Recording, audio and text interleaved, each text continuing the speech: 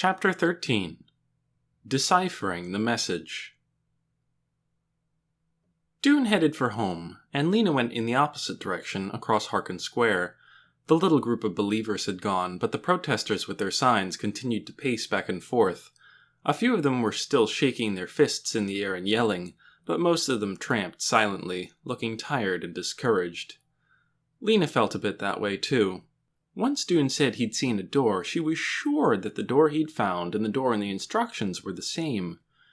She had had such hopes for that door in the pipeworks, but hoping so hard it made her jump to conclusions.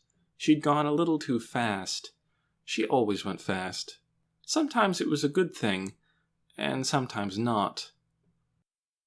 Now Doon thought the instructions were nothing important after all. She didn't want him to be right. She didn't believe he was, even now. But her thoughts felt like a mess of tangled yarn. She needed someone wise and sensible to help her sort things out. She headed for Gloam Street. Though it was nearly 6 o'clock, she found Clary still in her workroom, at the far end of Greenhouse 1. It was a small, crowded room. Pots and pans cluttered the high table at one end. Above the table were shelves full of bottles of seeds, and boxes of string, wire, and various kinds of powders. Clary's desk was a rickety table littered with scraps of paper, all of them covered with notes in her neat, round handwriting. 2 rickety chairs went with the rickety table, one on each side. Lina sat down, facing Clary. "I have to tell you some important things," she said. "And they're all secret." "All right," said Clary. "I can keep secrets." She was wearing a patched shirt that had faded from blue to gray. Her short brown hair was tucked behind her ears, and a bit of leaf clung to it on the right-hand side. She folded her arms in front of her on the desk. She looked square and solid. "The first thing is," Lina began, "that I found the instructions, but Poppy had chewed them up." "The instructions," said Clary. "I'm not familiar with them." Lina explained. She went on to explain everything, how she'd shown the instructions to Doon, what they'd figured out, how they'd searched the pipeworks and found the door, and what he'd seen when he opened the door. Clary made an unhappy sound and shook her head. "This is very bad," she said. "And sad, too. I remember when the mayor was first starting out. He has always been foolish, but not always wicked. I'm sorry to know that the worst side of him has won out." Clary's dark brown eyes seemed to grow deeper and sadder. "There's so much darkness in Ember, Lina. It's not just outside, it's inside us too. Everyone has some darkness inside. It's like a hungry creature. It wants and wants and wants with a terrible power. And the more you give it, the bigger and hungrier it gets." Lina knew. She had felt it in Looper's shop as she hovered over the colored pencils. For a moment, she felt sorry for the mayor. His hunger had grown so big it could never be satisfied. His huge body couldn't contain it. It made him forget everything else. Clary let out a long breath, and a few of the scraps of paper on her desk fluttered. She ran her fingers through her hair, felt the bit of leaf, and plucked it out. Then she said, "About these instructions." "Oh, yes," said Lina. "They might be important, or they might not be. I don't know anymore." "I'd like to see them, if you'd let me." "Of course you can see them, but you'll have to come home with me." "I'll come now, if that's all right," said Clary. "There's plenty of time before lights out." Lina led Clary up the stairs and into her new bedroom at Mrs. Murdo's. "Nice room," Clary said, looking around with interest. "And I see you have a sprout." "A what?" said Lina. "Your bean," said Clary, pointing at the little pot of dirt on the windowsill. Lina bent to see what Clary was talking about. Sure enough, the dirt was heaving up a little. She touched the pushed-up part, brushed away the dirt, and discovered a pale green loop. It looked like a neck, as if a creature in the bean were trying to escape but hadn't yet managed to pull its head out. Of course she already knew that plants grew from seeds, but to have put that flat white bean in the dirt, to have almost forgotten about it, and now to see it forcing its way up into the air. "It's doing it," she said. "It's coming to life." Clary nodded, smiling. "Still amazes me every time I see it," she said. Lina brought out the instructions, and Clary sat down at the table to study them. She puzzled over the patchwork of scraps for a long time, tracing the lines with her finger, murmuring the parts of words. "What you've figured out so far seems right to me," she said. "I think ip-ork must be pipeworks, and iver-in-k must be riverbank. So this bit must be down riverbank, and then there's a big space here, to edge. Edge of what, I wonder?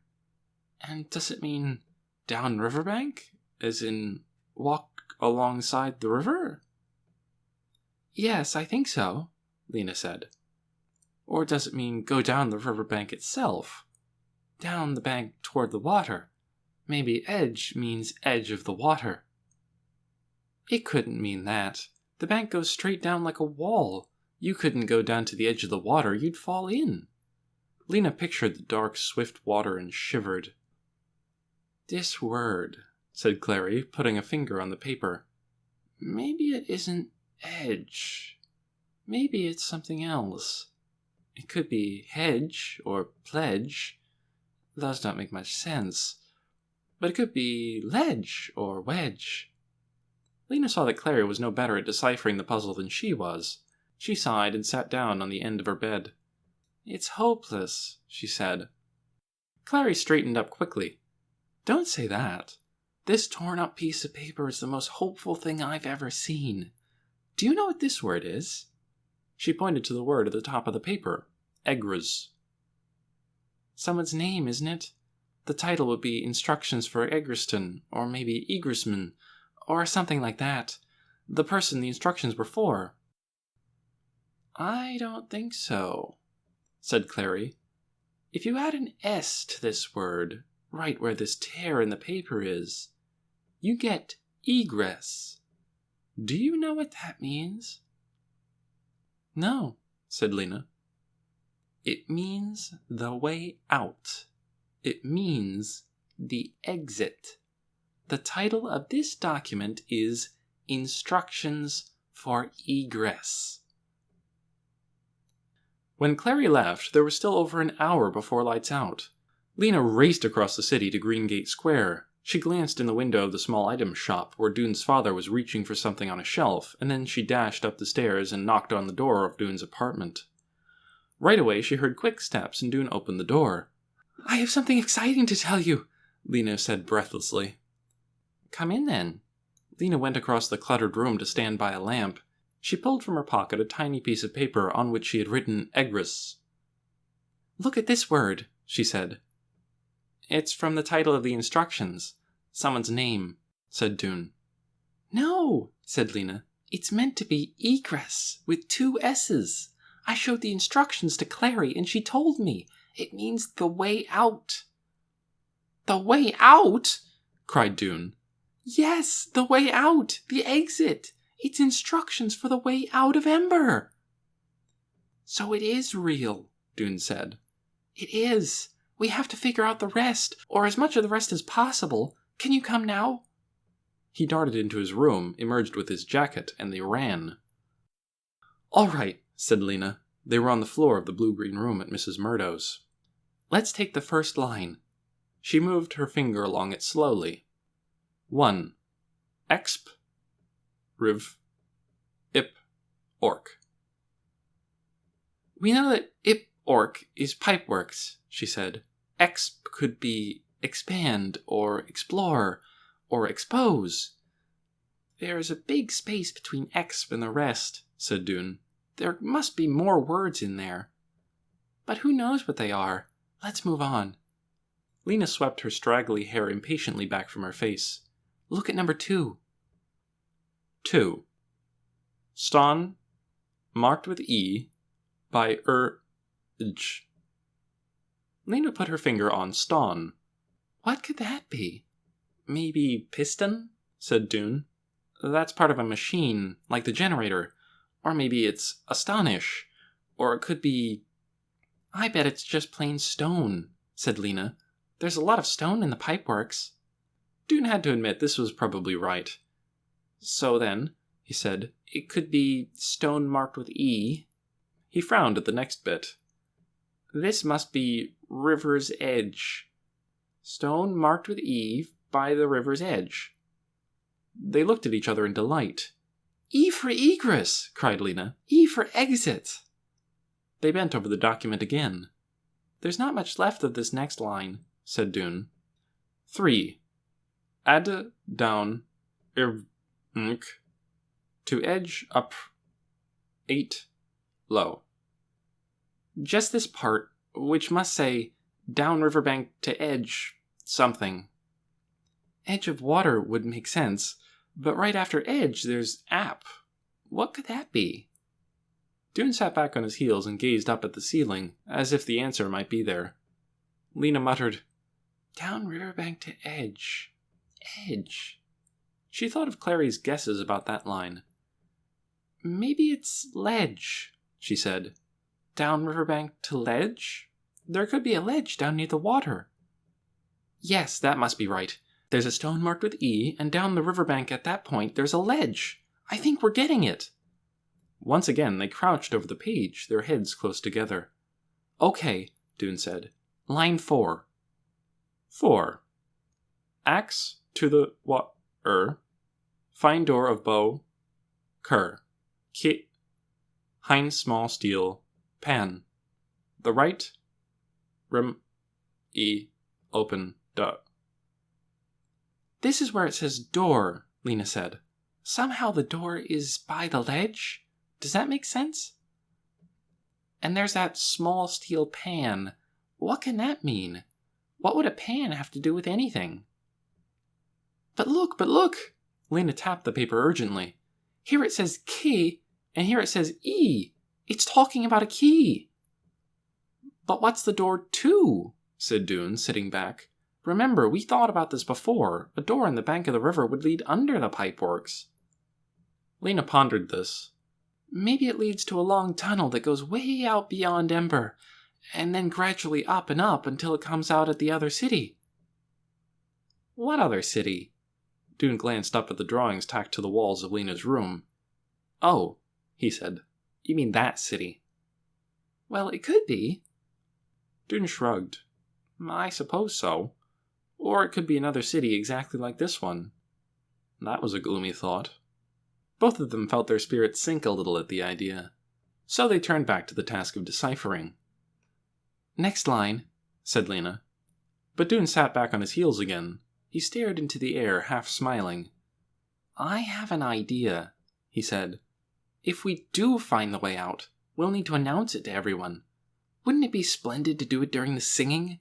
Stand up there in front of the whole city and say we found it?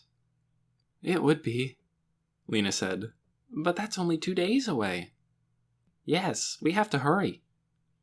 They were bending again over the glued-down fragments when Doon remembered that he should check the time. It was 9:15. He barely had time to get home. Come again tomorrow, said Lina, and while you're at work, look for the rock marked with E. That night, Doon had trouble sleeping. He couldn't find a comfortable position on his bed. It seemed to be made up of nothing but lumps and wrinkles, and it squeaked and groaned every time he moved. He flailed around so much that the noise woke his father, who came to his room and asked, What is it, son? Nightmares? No, said Doon. You just can't sleep. Are you worrying? Frightened of anything? Doon wanted to say, Yes, father, I'm worried because the mayor of our city is taking for himself the things that people need, and I'm afraid because any day our lights could go out forever. I'm worried and afraid a lot of the time, but I'm also excited because I think there is a way out, and we might find it. And all those feelings are whirling around in my head, which makes it hard to sleep. He could have told his father everything. His father would have plunged in with great enthusiasm. He would have helped them decipher the instructions and expose the mayor's thievery. He would even have come down into the pipeworks and helped search for the rock marked with E. But Doon wanted to keep these things to himself for now. Tomorrow, the guards would announce that an alert young boy had uncovered the mayor's crime, and his father, hearing the announcements along with the rest of Ember, would turn to the person next to him and say, That's my son they're talking about. My son. So in answer to his father's question, he simply said, No, father, I'm all right. Well then, see if you can't lie still, said his father. Good night, son, he added, and closed the door. Doon smoothed out his covers and pulled them up to his chin. He closed his eyes. But still he couldn't sleep. So he tried a method that had often worked for him before. He would choose a place he knew well, the school, for instance, and imagine himself walking through it, picturing it as he went in minute detail. Often his thoughts would wander, but he would always bring them back to the imaginary journey. And something about doing this would often make him sleepy. This night he decided to retrace his explorations of the pipeworks. He held his mind to the task for a long time, picturing with all the clarity he could muster everything he had seen in that underground realm. The long stairway, the tunnels, the door, the path along the river, the rocks along the path. He felt sleep drawing closer, a heaviness in his limbs. But just as he was about to give in to it, he saw in his mind's eye the wrinkled rocks that bordered the river at the west end of the pipeworks. The rocks whose strange ridges and creases had reminded him of writing. His eyes flew open in the dark, his heart began to hammer, and he gave up on sleeping and lay in a state of terrible impatience for the rest of the night.